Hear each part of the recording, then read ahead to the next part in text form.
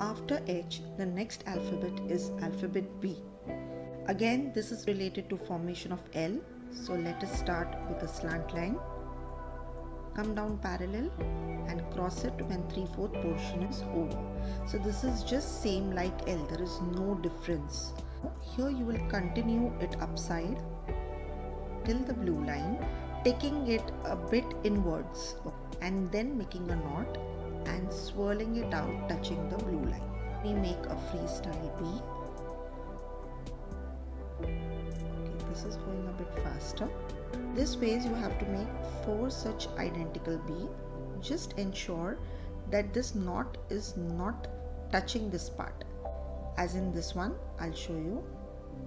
When you make this, sometimes this is taken too much inside and people just make it like this. So in this case, it might confuse the reader whether it is F. So this has to be avoided. One more B which has to be avoided is of this type. First of all, this has no connecting loop.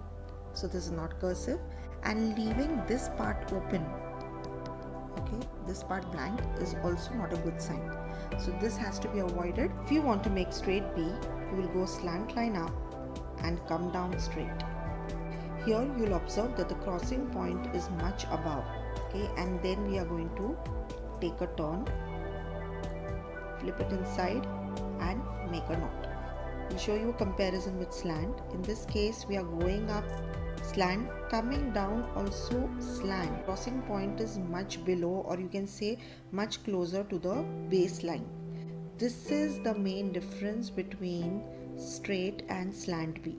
So if you understand this difference, you will be able to make all the cursive slant letters perfectly. Or if you are preferring the straight form of writing, so then go with this one. Know in comments whether you found the video useful enough. And if you like the explanation, do let us know what more topics are you looking for. That's all for today. To watch the videos in series, kindly like and subscribe the channel. See you in the next video. Till then, happy writing!